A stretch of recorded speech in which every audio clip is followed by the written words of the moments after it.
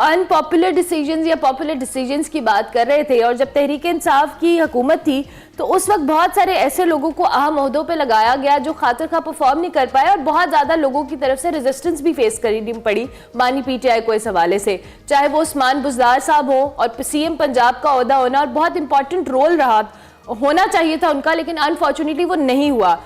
ना वो decision popular था और ना ही उसका पॉलिटिकली कोई पाकिस्तान तहरीक इंसाफ को कुछ गेन हुआ। तो अब ये जो नून लीग है, आपको लगता है क्या ये पॉपुलर डिसीजन कर रही है इन तमाम तर ओहदों पे जिन पे ये अहम अपनी जो सियासी शख्सियात है या खानदान के लोग हैं उनको यहाँ पे डेजिग्नेशन पे बिठाया जा रहा है? देखिए, पॉपुलर डिसीजन और अनपॉपुलर डिसीजन, देखिए जब इमरान खान की हम बात करते हैं तो कौन उनके ऐसे डिसीजंस को एंडोर्स करता है? वो तो बड़ी सख्त तनकीद होती रही, हम लोग तनकीद करते रहे कि ये किस तरह के फैसले करते हैं, वो एक अलग बहस है। मैं तो सिर्फ हो चुके एक इशारतन वो बात छेड़ी। अच्छा, अब आ जाए ये नून लीग की आप बात करें। नून लीग के हिस्से में अगर आप ये सारा देखें, पीडीएम की जब गवर्नमेंट बनी तो उसमें भी सारी जितनी खाक धूल उड़ी वो सारी की सारी नून लीग के खाते में पड़ी, हालांकि उसमें पीपल्स पार्टी भी शरीक थी। अब भी देखें, बड़ी स्मार्टली मैं ये कहता हूं कि यहाँ यानी पॉलिटिक्स की अगर बात करें तो पीपल्स पार्टी अगर इस पॉलिटिक्स की हम करें तो वो बड़ा स्मार्टली प्ले किया उन्होंने। पीडीएम में शरीक रहे सारा कुछ, लेकिन सारी खाक उनके सर में पड़ी और उसका खमियाजा उन्होंने इलेक्शन में भी भुगता नून लीग ने। अभी भी अगर आप देखें, ये जो गवर्नमेंट बनाने जा रहे हैं, हुकूमत साजी आगे होने जा रही है, उसमें नून लीग जाहिर आगे लगी है और उसमें वजीर आज़म का ओहदा भी उन्होंने लेना है और उन्होंने घर में वजीर आला पंजाब का ओहदा भी लेना है, राइटली जो उनको लगता है कि ठीक है।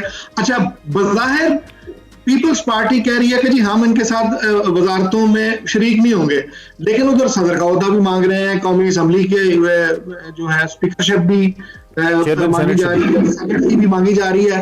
तो जाहिर है सारे बड़े आईनी ओहदे भी उनके पास होंगे और फिर वो जब भी चाहेंगे इनका जैसे कहते हैं लीवर भी दबाएंगे। नहीं, लेकिन मीर साहब वो एक वो है ना, मेरे शौक का नहीं एतबार तेनू आप एक मेरा इंतजार आ जा, तो फिर ये शौक, ये फिर शौक क्यों है? ये आलम शौक का देखा ना जाए, फिर क्यों शहबाज शरीफ साहब या नून लीग के पास, उनके पास एक पॉलिटिकल विजडम भी है, एक पॉलिटिकल एक्सपीरियंस भी है, उनके पास नंबर्स भी हैं जिसकी वजह से वो लीड कर रहे हैं। तो ये पॉपुलर या ये फेवरेबल डिसीजंस लेने का उनको भी तो पूरा हक है ना। पहले भी अगर जब वो आए थे, मैं जब ये इस तरह की पॉलिटिक्स होगी तो जाहिर है वो जब ये जो गिवन सिस्टम है उसके अंदर तो ठीक है, वो अपने हिसाब से सही करते जा रहे हैं, अखलाकियात उसूल तो है कोई नहीं। वो उन्होंने देखें उस चीज में उन्होंने ज्यादा बेहतर समझा कि जो हमारे साथ हुआ या उसके नतीजे में देखें, जो कहते हैं कि जी उन्होंने अपने केसेस माफ कराने, अपनी चीजें माफ करानी, वापसी का रास्ता खुलवाने को बेहतर जाना, उन्होंने सियासत उसके लिए समझ लें वक्ती तौर पर कुर्बान कर दी। और उसका जरा मैं यही नुक्ता प्रोफेसर साहब के सामने रखता हूं जो आपने उठाया।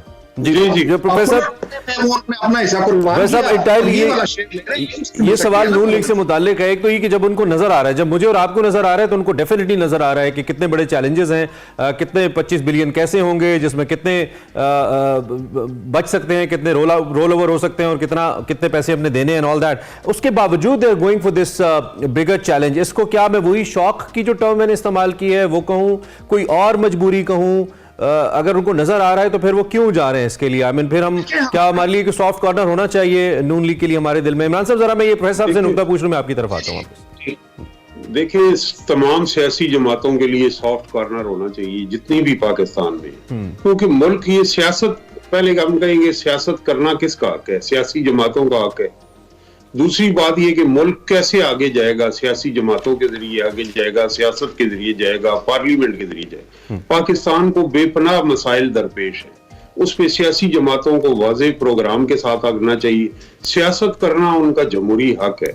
और एक ये जमहूरियत कमजोर हुई है हमारे यहाँ, मजबूत होनी चाहिए थी।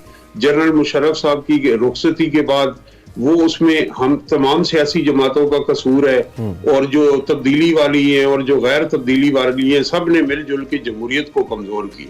तो आगे बढ़ने का जो रास्ता है वो जमहूरियत है, सियासत है, आइन की सरबुलंदी है। इसके अलावा कोई रास्ता है तो बता दे, हम उस रास्ते पे चल पड़ते। तो ये बात ये है कि इस वक्त सियासत नाम है, एक तो सियासत माजी में रह के नहीं की जा सकती, दूसरा सियासत दस्तयाब हालात में जो महदूद रास्ता भी हो उसको बड़ा रास्ता बनाने में का नाम है। इस वक्त आप ये देखें कि 1985 में पीपल्स पार्टी ने गलती की, गैर जमाती इंतखाबात नहीं लड़े।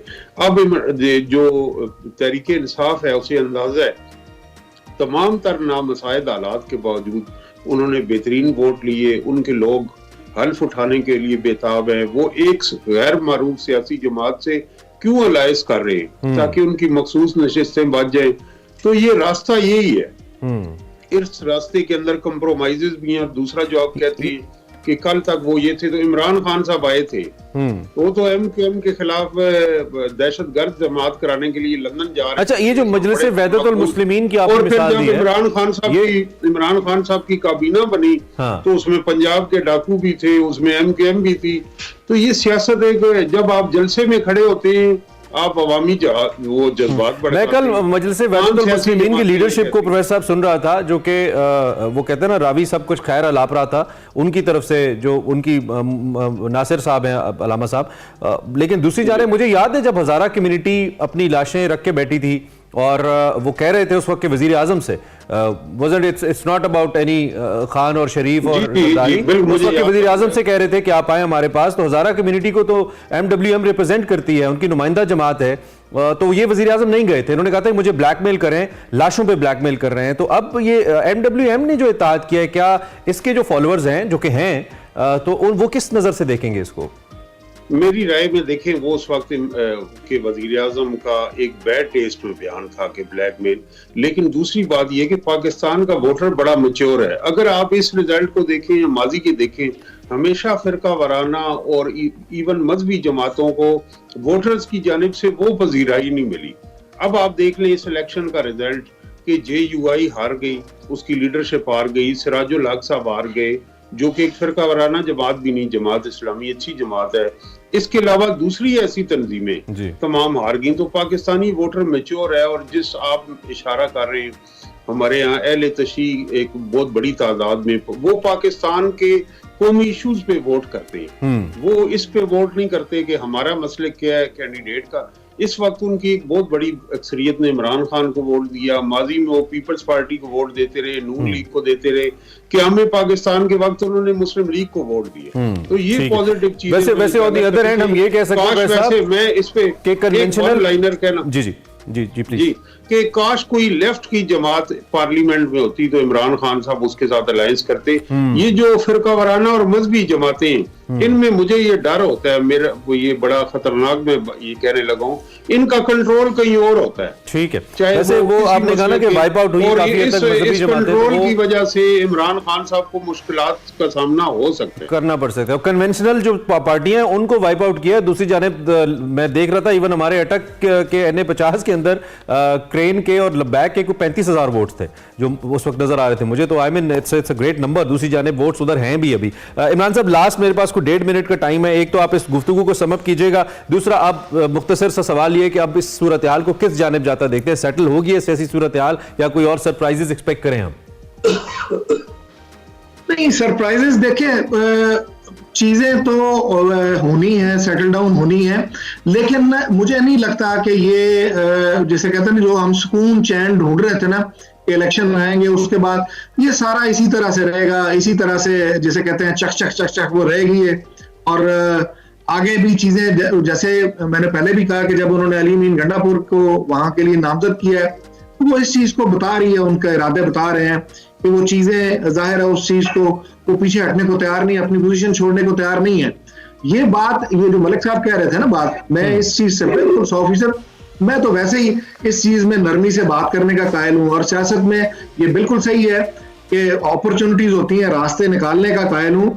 और इसमें खान साहब की अपनी सियासत में तो अब मियां साहब हमें गोल्फ खेलते नजर आएंगे, अपनी रिटायरमेंट पीरियड गुजारेंगे या अगले इंतखाब की तैयारी करेंगे, क्या करेंगे? मियां साहब के बारे में तो बात कीजिए थोड़ी। मियां साहब तो खबरें भी आ रही हैं, वो कहते हैं कि शायद तो अभी तो फिलहाल वापसी चक्कर चक्कर लगा के तो आएंगे। नहीं, वैसे गोल्फ खेले तो अच्छा है, गोल्फ जिनका खेल है बड़ा फायदा होता है। उन्हें किताब लिखनी चाहिए, मियां नवाज शरीफ को किताब लिखनी चाहिए। उनके सीने में, वो कहते हैं मेरे सीने में बड़ी राज हैं, और वो बड़े तजर्बाकार, बड़े जिंदगी के नशेबो फराज देखें, ठीक, बिल्कुल। और लाहौर के अच्छे खाने एंजॉय करें, लाहौर की अच्छी सुनहरी धूप एंजॉय करें, किताब लिखें। लेकिन प्रोफेसर साहब, मेरा गोल्फ का मशवरा फिर भी अच्छा है, अगर आप समझे तो रेस कोर्स ग्राउंड में या कहीं जाके अगर गोल्फ कोर्स में खेलें। थैंक यू वेरी मच, आप दोनों साहिबान का बहुत शुक्रिया, आप तशरीफ लाए, अपना तजिया सीनियर तजियाकार प्रोफेसर ताहिर मलिक साहब, इमरान मीर साहब हमारे सामने रख रहे थे। ये थी मुल्क की मौजूदा सियासी सूरत हाल।